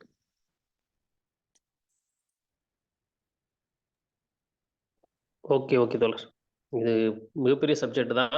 இதுல இன்னும் டீட்டெயிலா பேசணும்னா பேசிட்டே தான் போகணும். நான் இதுல ஒரு விஷயம் மட்டும் சேர்த்து சொல்லணும். நான் என்ன போன வீடியோல பேசும்போதே நான் சொல்லியிருந்தேன் கிரீன்லாந்து பத்தி பேச வேண்டியிருக்கு தோழர் அப்படின்னு. எனக்கு நேரம் கிடைக்கல. நான் ஒரே ஒரு தகவல் மட்டும் சொல்லிடுறேன். என்ன அப்படின்னா, போன மாசம், அதாவது பிப்ரவரி மாசம் அங்க நடந்த தேர்தல்ல எந்த கட்சி, எதிர்கட்சி, அதாவது ஆளுங்கட்சியில எதிர்கட்சியா இருந்தவங்க வந்து ட்ரம்ப்பை எதிர்த்தும், கிரீன்லாந்து ட்ரம்ப் எடுத்துக்குவேன் அப்படின்னு சொன்னதை எதிர்த்தும், டென்மார்க்ல ஏற்கனவே கடந்த 300 வருடங்களா டென்மார்க்குடைய ஒரு பிரிவா தான் இருக்குது கிரீன்லாந்து. கிரீன்லாந்துடைய டொமஸ்டிக் அஃபேர்ஸ் எல்லாம் இருந்தாலும் ஃபாரின் பாலிசியை வந்து கண்ட்ரோல் பண்றது வந்து அங்க வந்து இதுதான், டென்மார்க் தான். ஸோ டென்மார்க்ல இருந்தும் நம்ம வந்து விடுதலை வாங்கணும். காலனியா இருக்கு, டென்மார்க்கினுடைய காலனி தான் Greenland. Okay okay okay, colony தான். இப்போ இதுல இவங்களுடைய ஆக்டிவிட்டின்றது எப்படி இருக்கும்? ஃபாரின் பாலிசி வந்து அவங்க சொல்றாங்க ஃபாரின் பாலிசி நாங்க தான் பண்ணுவோம் அப்படின்னு. நான் ஒரு சீரிஸ் கூட பார்த்திருக்கேன் டென்மார்க் பத்தி. அதுல வந்து அவங்க ஒரு சைனாவோட கம்பெனி கூட இது டீல் பண்ணணும் அப்படின்னாலும் அதுக்கு வந்து டென்மார்க்கோட அனுமதி வேணும் அப்படின்றாங்க. ஒரு என்னுடைய நாடு, இப்போ எக்ஸாம்பிள் தமிழ்நாட்டுல வந்து ஒரு ஏன் தமிழ்நாடு மாதிரி இந்தியா மாதிரியான ஒரு கூட்டமைப்புல இருக்கும்போது தமிழ்நாடு இங்க இதோட ஃபாரின் மினிஸ்டரோட அனுமதியும் தேவைப்படுது. அதே மாதிரியான ஒரு கட்டமைப்பு தான் கிரீன்லாந்துக்கும் இருக்கா? அவங்க ஏதாவது தேவை அப்படின்னாலும் டென்மார்க்கு தான் அனுமதி வாங்கணுமா? டென்மார்க்குக்கும் கிரீன்லாண்டுக்கும் இருக்கிற உறவே வந்து டென்மார்க்குங்கிறது ஒரு காலனியல் சக்தி, கிரீன்லாண்டுங்கிறது ஒரு காலனி. இப்ப நம்ம பிரிட்டன் வந்து எப்படி நம்மளை ஆட்சி பண்ணான்னா அதே மாதிரி டென்மார்க்ல கிரீன்லாண்டு இருக்கு. ஸோ அதுதான் காலனின்னு சொல்றது. அப்போ சுயாதீனமா வந்து முடிவெடுக்கக்கூடிய அரசியல் உரிமை வந்து கிரீன்லாண்டுக்கு இல்லை. அதுதான் அங்க இருக்கிற சிக்கல். ஓகே, இப்போ இவங்க இண்டிபெண்டன்ஸ் வாங்குவோம்னு சொல்லி தான் ஓட்டு கேட்டு ஜெயிச்சிருக்காங்க போன மாசத்துல. அதன் பிறகு வேற தகவல் இருக்கு. இதுக்கு சொல்லுங்க, இது எப்படி பாசிபிலிட்டி? இண்டிபெண்டன்ட் வாங்கிடுவோம் அவங்கள்ட்ட இருந்து அப்படி? இன்னைக்கு இருக்கிற சூழ்நிலைக்கு அவங்க இண்டிபெண்டன்ட் வாங்கிட்டு பெரிய, அதாவது சின்ன, இது எப்படி இருக்குன்னா,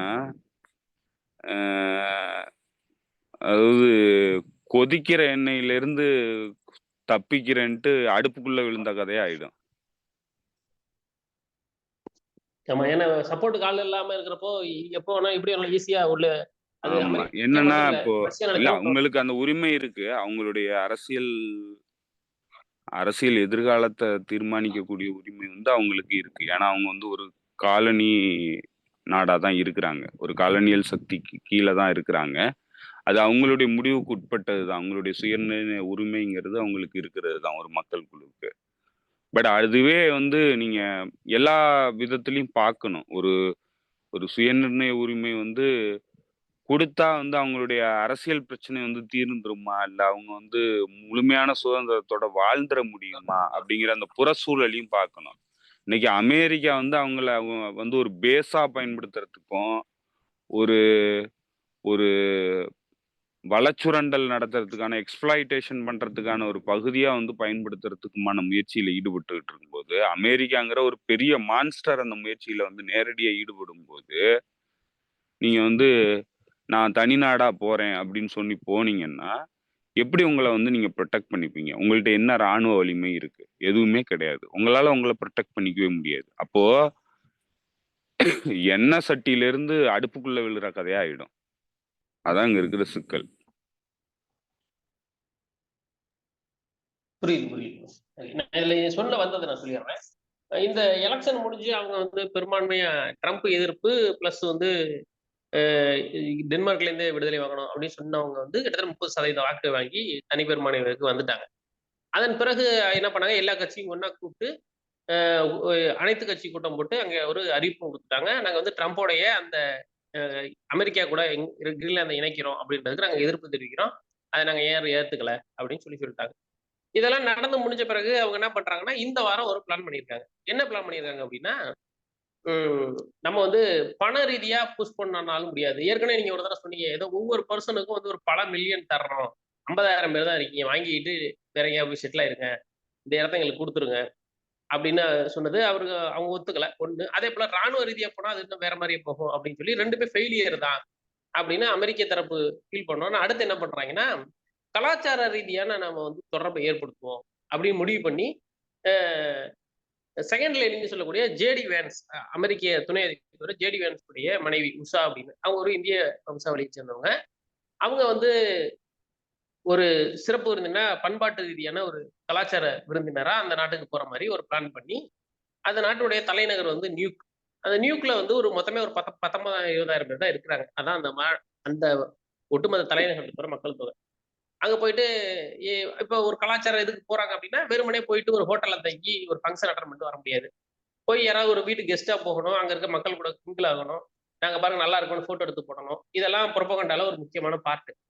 அப்படி என்ன பண்ணியிருக்காங்க, இவங்க ஒவ்வொரு வீடா போயி, அங்க இருக்கக்கூடிய அமெரிக்க அதிகாரிகள் வந்து, அ அமெரிக்காவுடைய செகண்ட் லேடி, அதாவது துணை அதிபரோட மனைவி வந்து வரப்போறாங்க.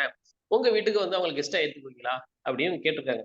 கேட்டதுன்னா, எந்த வீட்ல கேட்டாலும் எல்லாரும் நோ, நோ, நோன்னு எல்லாரும் முடியாதுன்னு ஒரே மாரி சொல்ட்டாங்க. இது அவங்க யாருமே இது எதிர்பார்க்காத ஒண்ணு. பயங்கர எதிர்ப்பு வந்துச்சு அப்படின்னோன, என்ன பண்ண தெரியாம அந்த பிளானே இப்ப கேன்சல் பண்ணிட்டாங்க. இது வந்து வெளியில பெருசா தெரியலனாலும், ஒரு சின்னதா நியூஸா வந்தாலும், டிப்ளோமேட்டிக் லெவல்ல அமெரிக்க அதிகாரிகள் மிகப்பெரிய அவமானமா அத பார்க்குறாங்க. ரொம்ப பெரிய ஹியூமிலியேஷன். ஒரு 20,000 மக்கள் இருக்கக்கூடிய ஒரு நகரத்துல போயிட்டு, ஒரே ஒருத்தர் கூட அமெரிக்காவின் பவர்ஃபுல் பெர்சன்ல இருக்கக்கூடிய 4த் பிளேஸ்ல இருக்கக்கூடிய, செகண்ட் லேடியா இருக்கக்கூடிய ஒரு லேடிய, என் வீட்டுக்கு வராதன்னு சொல்ற அளவுக்கு எப்படி இந்த மக்கள் மாறுனாங்க அப்படின்னு ரொம்ப அப்செட்ல இருக்காங்க. இது வந்து தோழர்களோட தகவல்களுக்காக சொல்லணும்னு நினைச்சேன். அதுதான். இந்த அளவுக்கு ஹியூமிலியேஷன் வாங்கியும் அவிங்க இதுக்கு அடுத்து என்ன பண்ணுவாங்கன்னு நீங்க நினைக்கிறீங்க? ஏன்னா வந்து இதுக்கப்புறம் கேள்வி கேட்டிருக்காங்க பத்திரிகையாளர்கள். அந்த கிரீன்லாந்து அதிபர பார்த்து அவரு சொல்றாரு, அவரு இன்னும் ரொம்ப பாலிஷா சொல்ட்டாரு. எப்படின்னா, "அமெரிக்கா தானங்க, தாராளமா அவங்க வரட்டுங்க. அவங்களோட ஏர் பேஸ் இங்க இருக்கு. வரட்டும். அத வந்து பார்த்துட்டு அவங்க போகட்டும்" அப்படின்னு அவரு சொல்ட்டாரு. அப்போ அங்க மக்கள் வந்து ஒட்டுமொத்த மக்களுமே வந்து அமெரிக்காவுக்கு எதிரான ஒரு மனநிலைக்கு வந்துட்டாங்க.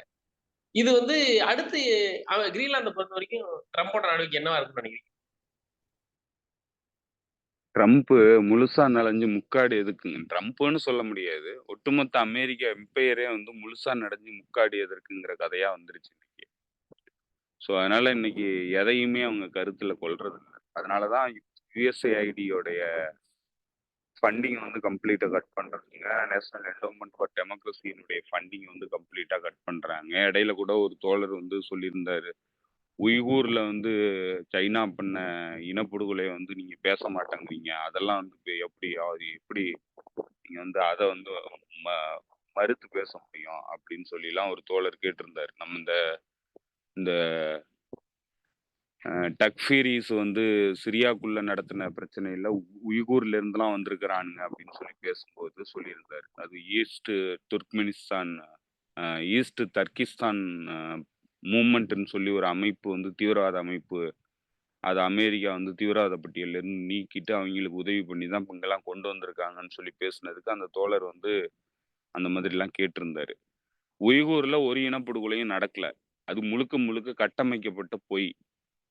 அங்க நடந்ததெல்லாம் இந்த டக்ஃபீரி எலமெண்ட்ஸ் போயி மக்கள் குழுக்குள்ள வந்து இன்ஃபில்ட்ரேட் பண்ணி இன்டாக்ட்ரினேஷன் பண்ணி அவங்கள மூலசலவை பண்றதுக்கான முயற்சியில ஈடுபட்டானுங்க.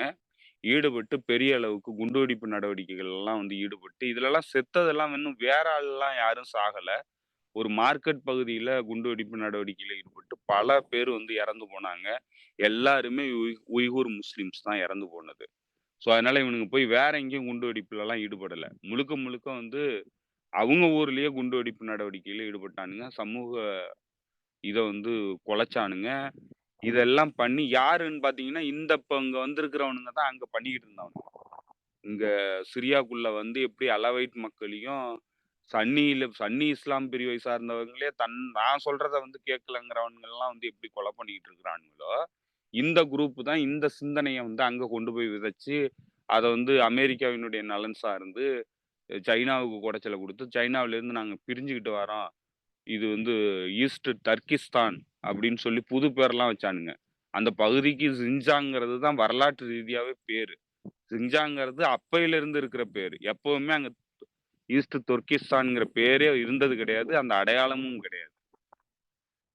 மார்க்கம் தான் வந்து அங்க வந்து மத ரீதியா அந்த சில்க் ரோடு பழைய சில்க் ரோடு இருந்த காலகட்டத்துல இஸ்லாம் வந்து வளர்ச்சி அடைஞ்சு போகும்போது அந்த பகுதிக்கு வளர்ச்சி அடைஞ்சு போயிருக்கு. இவ்வளவுதான் இந்த பகுதிக்கும் அந்த பகுதிக்கும் இருக்கிற தொடர்பு. அவனுங்க அந்த பகுதியில பிறந்து வளர்ந்தவனுங்க தான். ஆனா அவனுங்க அந்த அமெரிக்காவினுடைய ஐடியாவுக்கு கட்டுப்பட்டு அமெரிக்காவினுடைய இம்பீரியல் நலனுக்காக வந்து இயங்குனானுங்க. இன்னைக்கு அந்த பகுதியில எதுவுமே கிடையாது. இன்னைக்கு இவனுங்க சொல்ற மாதிரி அந்த மக்களுக்கு, குறிப்பா வந்து பெண்களுக்கு உரிமை குடுக்கணும்னு சொல்லி அவனுங்க வந்து அ சைனாவினுடைய அரசாங்கம் திட்டம் வகுத்து, கல்வியில வந்து எல்லாரையும் வந்து கல்வி கூடங்களுக்கு கொண்டு வந்து, கம்யூனிசத்த பத்தி பேச வச்சு, படிக்க வச்சு, அவங்களுக்கு வேலை வாய்ப்புகள உருவாக்கி குடுத்து, அந்த பகுதிகள்லயே வந்து தொழில் நகரங்கள எல்லாத்தையும் உருவாக்கி, அந்த பகுதியிலேயே தொழில் வாய்ப்புகள எல்லாத்தையும் உருவாக்கி குடுத்து, இன்னைக்கு அங்க போனா இவனுங்களுக்கு யாரு கூடயும் வந்து இவனுங்க சொல்ற மாதிரி மாத்த முடியாத நிலைக்கு கொண்டு வந்துருச்சு சைனா. அந்த பகுதியில இன்னைக்கு தீவிரவாதம் வந்து கிடையாது. குண்டுவெடிப்பு நடவடிக்கைகள் நடக்கறதில்ல. அதெல்லாம் வந்து இரும்பு கரம் கொண்டு ஒடுக்கிட்டாங்க. அந்த நடவடிக்கைகள் நடக்கல இப்போ. இப்போ இன்னைக்கு கம்ப்ளீட்டா வந்து இந்த இந்த உய்கூர் இனப்படுகொலைங்கிறது இன்னைக்கு எங்க போச்சுன்னே தெரியல. ஏன்னா, இது எல்லாமே திட்டமிட்டு உருவாக்கப்பட்ட கட்டுக்கதைகள். இதெல்லாம் யாரு உருவாக்கி நடத்திக்கிட்டு இருந்தான்னா, USAID மூலமா வர்ற நிதி மூலமா, நேஷனல் என்டோவ்மென்ட் ஃபார் டெமோக்ரஸினுடைய விங்குகள் தான் நடத்திக்கிட்டு இருந்தாங்க. இன்னைக்கு அவங்களுக்கு போற ஃபண்ட் எல்லாம் நிறுத்திட்டாரு ட்ரம்ப். ஸோ அதனால ஏன் நிறுத்திட்டாங்கன்னா, சாஃப்ட் பவர்னால பயனில்ல அப்படிங்கிறத பீட்டர் எக்ஸத் வந்து பிரசல்ஸ்ல பேசும்போது சொல்றாரு. சாஃப்ட் பவர வச்சு உன்னால ஷூட் பண்ண முடியாது அப்படின்றாரு. ஏன்னா, நேரடியா வெளிப்படையா இனப்படுகொலையில நேரடியா பங்கெடுக்குறாங்க. இவங்களுக்கும் மனித உரிமை சார்ந்த எந்த பிரச்சனைக்கும் தொடர்பே கிடையாதுங்கிறது தெட்டத் தெளிவா உலக மக்களுக்கு வெளிப்பட்டு போச்சு. இதுக்கு மேலயும் நான் உட்கார்ந்துகிட்டு சாஃப்ட்டா வந்து நானு வந்து பொய் சொல்லி ஏமாத்த முடியும் அப்படின்னு நம்பக்கூடிய நிலையில இல்ல. அது பலன் இல்லன்னு சொல்லி இன்னைக்கு அமெரிக்கன் ஏகாதிபத்தியம் முடிவு பண்ணிடுச்சு. இன்னைக்கு மீண்டும் வந்து 19ஆம் நூற்றாண்டு, 18ஆம் நூற்றாண்டுல இருந்த காலனியல் நேரடியான காலனிய ஆதிக்கத்துக்கு வந்து போகணும்னு சொல்லி அமெரிக்கன் எம்பையர் வந்து முடிவு பண்ணிடுச்சு. இந்த காலகட்டங்கிறது கம்ப்ளீட்டா வந்து ஒரு போன வருஷத்துக்கு முந்தின வருஷம் இருந்த காலகட்டத்த விட கம்ப்ளீட்டா இன்னைக்கு மாற்றம் அடைஞ்சிருச்சு. ஸோ இந்த இடத்துல இன்னைக்கு நீங்க சொன்ன மாதிரி ஒரு 20,000, 50,000 மக்கள் இருக்கக்கூடிய ஒரு பகுதி, நான் வந்து ஜனநாயக ரீதியா அமெரிக்காவுக்கு எதிர்ப்பு தெரிவிக்கிறேன். நான் வந்து உங்கள வரவேற்கல அப்படின்னு சொல்றதுனால எந்த பலனும் இல்ல. ஏன்னா அது வந்து இன்னைக்கு முழுசா நனைஞ்சு முக்காடு எதுக்குன்னு எல்லாத்தையும் எடுத்துருச்சு. இன்னைக்கு அது எதையுமே வந்து மறைக்கிறதுக்கு தயாரா இல்ல. நேரடியா களத்துல இறங்கி வேலை பாக்குது. இன்னும் சொல்லப்போனா G7ல முக்கியமான ஒரு மிகப்பெரிய நாடா இருக்கக்கூடிய G7ங்கிறது great 7 countries in the world. G7ல இருக்கக்கூடிய மிக முக்கியமான நாடா இருக்கக்கூடிய கனடா. கனடாவையே தன்னுடைய அங்கமா வந்து நான் இணைச்சுக்க போறேன்னு சொல்லி மிரட்டக்கூடிய நிலையில இன்னைக்கு அமெரிக்கன் எம்பையர் இருக்கு. அப்படி இருக்கிற ஒரு எம்பையர் கிட்ட நீங்க ஜனநாயக பூர்வமா உங்களுடைய எதிர்ப்பு தெரிவிக்கிறதுனால எந்த பலனும் இல்ல. அதான் நான் சொன்னேன். நீங்க டென்மார்க்கினுடைய காலனியா தான் இருந்திருக்கீங்க. ஆனா இன்னைக்கு டென்மார்க்கினுடைய காலனியிலிருந்து நான் விடுபட்டு இண்டிபெண்டன்ஸா போறேன்னு சொல்றது மிகப்பெரிய ஆபத்து. ஏன்னா இங்க ஒரு பெரிய முதலை வந்து உங்களுக்கு காத்துக்கிட்டு இருக்கு அப்படின்ட்டு. ஸோ அட்லீஸ்ட் டென்மார்க் கூட இருந்தீங்கன்னா, டென்மார்க்குக்கு டிப்ளமேட்டிக் உறவுகள் உலக நாடுகள் கூட இருக்கு. ஐரோப்பிய ஒன்றிய நாடுகள் கூட இருக்கு. அட்லீஸ்ட் ஒரு பேச்சுவார்த்தையாவது நடத்தி அமெரிக்கா வந்து தடுக்கிறதுக்கான வாய்ப்பு இருக்கு. நீங்க தனியா போயிட்டீங்கன்னா, அந்த வாய்ப்பும் கிடையாது. அந்த நிலவரம் தான் இன்னைக்கு இருக்கு. ஸோ அதனால இதுல டிப்ளமேட்டிக்கா வந்து அசிங்கம் ஏற்படுறதுங்கிறதெல்லாம் வந்து இன்னைக்கு அவங்க தொடச்சு எறிஞ்சுட்டு போறதுக்கு தயாரா இருக்கிற காலகட்டம். ஸோ அதனால என்ன அசிங்கம் ஏற்பட்டுச்சுனாலும் இன்னைக்கு கவலைப்படுற நிலையில இல்ல. இன்னைக்கு அவங்க பார்க்கறது என்ட்ட வலு இருக்கா? அவ்வளவுதான். என்னுடைய வலுவ நான் பயன்படுத்துவேன். அந்த நிலைக்கு இன்னைக்கு அமெரிக்கன் எம்பையர் வந்துருச்சு. நவீன கால ஏகாதிபத்திய ஆதிக்கத்த வந்து கம்ப்ளீட் காலனியல் ஆதிக்கமா அது வந்து மாத்துறதுக்கும் தயாராயிடுச்சுங்கிறது தான் இன்னைக்கு இருக்கிற கள நிலவரம். அப்படி வெளிப்படையா வந்து நிக்கக்கூடிய ஒரு மான்ஸ்டர் கிட்ட ஜனநாயக பூர்வமா நீங்க பேசுறதுல எந்த அர்த்தமும் கிடையாது. அது எந்த வகையிலயும் பலிக்காது. அவங்க முடிவு பண்ணிட்டாங்கன்னா, எடுக்கிறத எடுக்கத்தான் போறாங்க. உங்களால தடுக்கவும் முடியாது. எதுவும் பண்ண முடியாதுங்கிறது தான் இன்னைக்கு இருக்கிற எதார்த்தமான நிலை. ஓ! ஓகே. இது ரொம்பவே ஒரு அதிர்ச்சியானதா தான் இருக்குது. நீங்க சொல்ற மாரி வெறும் 50,000 பேர் மக்கள் இருக்கக்கூடிய இடத்துல, அவைங்க ராணுவ வீரர்களே 50,000 பேர்கிட்ட மேல வச்சிருப்பாய்ங்க.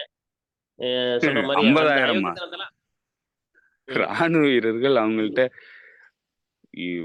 ஜெர்மனியில இருக்கக்கூடிய ராணுவ வீரர்களே வந்து இந்த இந்த இவங்களுக்கு ஈக்குவலா இருப்பாய்ங்க. ஜெர்மனியில இருக்கக்கூடிய ராணுவ வீரர்கள் மட்டும் அமெரிக்காவினுடைய படை துருப்புகள். மட்டும் வாவ்! ஓகே. ஏங்க அவ்வளோ இதுல பேர் இருக்காங்க. சவுத் கொரியால வந்து 28,500 பேர் இருக்கிறாங்க அமெரிக்கன் ராணுவம். ஆ இவ்வளோ பேர் வச்சிருக்கிறாய்ங்க. நீங்க சொல்ற மாரி அதாவது அந்த இது முடியும்போது ஆப்கானிஸ்தான்ல அந்த வார் முடியும்போது ஒருத்தன இங்க தான் அனுப்பிச்சு ஒரு ஐ திங்க் 2nd இல்ல 3rd பொசிஷன்ல இருக்கக்கூடிய ஒருத்தர் அனுப்பிச்சு அங்க இருக்கக்கூடிய அந்த ராணுவ வீரர்கள்ட்ட பேசுவாங்க. அந்த வீடியோ ரிலீஸ் பண்ணாங்க. என்னன்னா, ஆப்கானிஸ்தான்ல நமக்கு வேலை முடிஞ்சிருச்சு. நம்ம அடுத்து வந்து சும்மா சும்மா நம்ம தொல்லை பண்ணிட்டு இருக்காங்க. ரஷ்யா அவங்கள போய் நம்ம போட்டு தள்ளிடணும். எல்லாம் ரெடி ஆகுங்க. நம்ம ஒரு 3 மாசம் லீவுக்கு அப்புறமேல நம்ம வந்து ரஷ்யா போறோம். உக்ரைன் போறோம். உக்ரைன்ல இருந்தா ரஷ்யாவுக்கு சண்டை போட போறோம். அப்படின்னு அந்த ஆள் வந்து அந்த ஆப்கானிஸ்தான்ல எல்லாம் முடிச்சு போகும்போது சொல்லுவாப்ல. அந்த வீடியோ வந்து ரொம்ப நாளைக்கு அப்புறம் வந்துச்சு. அந்த ரஷ்ய உக்ரைன் வார் ஸ்டார்ட் ஆன போது. எனக்கு அப்ப அதான் ஞாபகம் வந்துச்சு.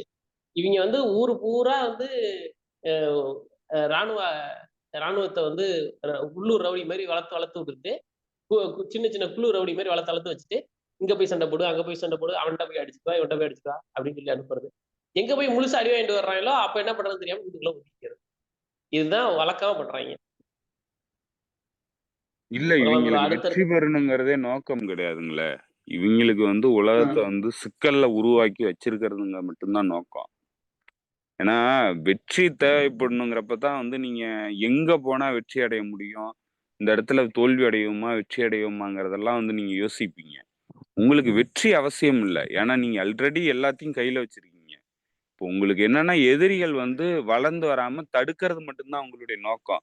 அப்ப சிக்கல்கள உருவாக்குறது மட்டும் தான் உங்களுடைய நோக்கம். அதுல வெற்றி அடைஞ்சுக்கிட்டு தானே இருக்கிறாய்ங்க. அதனால தான் திரும்ப திரும்ப தோல்வி போர வந்து ஆரம்பிச்சுட்டு பண்ணிக்கிட்டு இருக்கிறாய்ங்க. எல்லா பகுதியிலயும் தோல்வி தான் அடைஞ்சிருக்கிறாய்ங்க. ஆனா ஏன் பண்றாய்ங்க? திரும்ப திரும்ப ஏன் பண்றாய்ங்கன்னா, தோல்வி அடையறதா, வெற்றி அடையறோமாங்கிறது அவங்களுக்கு முக்கியம் இல்ல. பிரச்சனைய உருவாக்குறது மட்டும் தான் அவங்களுடைய நோக்கம். ஓகே ஓகே ஓகே புரியுது போல. பார்க்கலாம் அடுத்தடுத்த நிகழ்வுகள் எப்படி போகுதுன்னு பார்க்கலாம். இன்னொரு மிக முக்கியமான நிகழ்வு நடந்திருக்கு. அதை பத்தி நம்ம கொஞ்சம் விரிவா பேசணும். அது என்ன அப்படின்னா 2009 நடந்த தமிழீழ இனப்படுகொலை அது சம்பந்தமான ஒரு நிகழ்வு வந்து கடந்த வாரத்தில் நடந்திருக்கு. அது என்ன அப்படின்னா ஒரு இலங்கை இராணுவத்தை சேர்ந்த ஒரு 4 பேர் மேல வந்து தடை கொண்டு வந்திருக்கு இங்கிலாந்து நாடு. அது தொடர்பான தகவல்கள் என்ன, அது என்ன நடந்திருக்கு அப்படின்றது ஒரு பெரிய டீட்டெயிலா கொஞ்சம் பேச வேண்டியிருக்கு. நம்ம அதை அடுத்த காணொலியில் பேசலாம். ஆடு தோழர்கள் வேற நுணைய ஏதாவது சொல்ல வேண்டியது? ஆடு நுணைய ஓனா எழுத கதை தான். அந்த ஓனாய் ஏன் அழுது அப்படின்றத நம்ம அடுத்த கடையில ரிவ்யூவா பேச போறோம். ஏன்னா நிறைய தோழர்கள் வந்து அஹ், நிறைய பேர் என்ன தமிழீழ ஆதரவாளர்களே வந்து இது மிகப்பெரிய வெற்றின்னு சொல்லிட்டு இருக்கதா கேள்விப்படுறோம். ரொம்ப வருத்தமா இருக்கு. நம்ம வந்து எவ்வளவு பெரிய ஒரு அரசியலை ஃபாலோ பண்ணிட்டு இருக்கோம். தமிழீழ அரசியலை ஃபாலோ பண்ற எல்லாருமே வந்து கண்டிப்பா புவிசார் அரசியல் தெரிஞ்சிருக்கணும். அப்படி இல்லாம நீங்க வந்து அந்த அரசியலை புரிஞ்சுக்க முடியாது, தமிழீழ அரசியலை புரிஞ்சுக்க முடியாது. அப்படி இருக்கிற நீங்க வந்து அத இந்த ஒரு 4 பேருடைய கைது அப்படின்றது ஒரு கொண்டாடப்பட வேண்டிய விஷயம் அப்படின்னு நினைக்கிறீங்கன்னா, அது எங்கேயோ மிகப்பெரிய லாக்கு. அதாவது வந்து இங்கேயோ ஒரு குறைபாடு இருக்கு, அரசியல் புரிதல் குறைபாடு இருக்குன்னு தான் அர்த்தம். அதை பத்தி தெளிவா அரசியல் நம்ம அடுத்த குறைபாடு கிடையாதுங்க. அது அது அடிப்படையே இல்லாதது. அது அரசியலே இல்ல முதல்ல. என்னன்னா, அப்ப வந்து வேற ஒரு பிரிட்டன் திசையில வந்து பயணிக்கிறாங்கன்னு அர்த்தம். கம்ப்ளீட்டா ஆ. எந்த அரசியல் புரிதலும் இல்லாம தான் பயணிக்கிறாங்கன்னு தான் நம்ம சொல்லணும். அதாவது நீங்க ரொம்ப ம், நைவா ம். இருக்க முடியாதுல்ல. ஒரு பிரச்சனைய வந்து சரி ஓகே. எனக்கு ஒரு பிரச்சனையில வந்து சில விஷயங்கள புரிஞ்சுக்கிறது வந்து கடினமா இருக்கு. அவங்க பேசுறது ஒண்ணு, நடவடிக்கைகள் ஒண்ணுன்னு நீங்க இப்ப வந்து பேசிக்கலாம். நீங்க ஒட்டுமொத்தமாவே அடிப்படைகளையே வந்து கம்ப்ளீட்டா விட்டுறீங்க. நீங்க இப்ப இது எப்ப வந்து பிரிட்டன் பண்ணிட்டு இருக்கு. நீங்க பிரிட்டன வந்து முதல்ல பார்க்கணும். பிரிட்டன் வந்து இத்தனை ஆண்டுகள்ல எத்தனை ஆண்டுகள் தமிழர்களுக்காக உதவி பண்ணியிருக்குன்னு நீங்க பார்க்கணும்.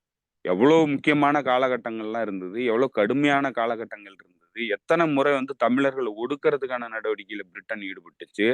நேரடியா தமிழர்கள வந்து அழிக்கிற நடவடிக்கைகள்ல MI6னுடைய கூலிப்படைகள் வந்து பிரிட்டன்ல வேலை பார்த்தாங்க. இவ்வளவும் பண்ணிக்கிட்டு இருந்த பிரிட்டன், இன்னைக்கு சமகாலத்துல ஒரு இனப்படுகொலையில நேரடியா பங்கெடுத்திருக்கக்கூடிய ஒரு பிரிட்டன், உங்களுக்கு வந்து மனிதாபிமான உரிமை மீறல்ல வந்து பாதுகாப்பு குடுக்கறதுக்காக ஒரு 4 பேர வந்து நீங்க அ இது பண்றாங்க, பேன் பண்றாங்க அப்படிங்கிறத, நீங்க வந்து அத எப்படி புரிஞ்சுக்கிறீங்கங்கிறது, இவ்வளோ பிரச்சனைகளையும் வந்து பண்ணிக்கிட்டு இருந்த பிரிட்டன் நல்லவனா மாறிட்டான்னு சொல்லி நீங்க நம்புனீங்கன்னா, நமக்கு ஆதரவா இருக்கிறாங்கங்கிறத நீங்க நம்புனீங்கன்னா, உங்கள மாதிரி அரசியல் புரிதல் இல்லாதவங்க உலகத்துல யாருமே கிடையாது.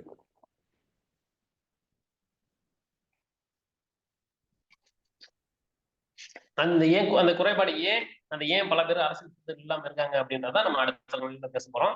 அது ஒரு நீண்ட காணொலி, மிக முக்கியமான காணொலியா இருக்கும். இந்த காணொலி கேட்டுட்டு அடுத்த காணொலிக்காக வெயிட் பண்ணுங்க. நிச்சயம் அதை நம்ம பேசுவோம். உங்க நேரத்துக்கு மிக்க நன்றி செஞ்சு தோழர். நன்றி தோழர். தோழர்களுக்கும் நன்றி. மீண்டும் சந்திப்போம் தோழர்களே. நன்றி, வணக்கம்.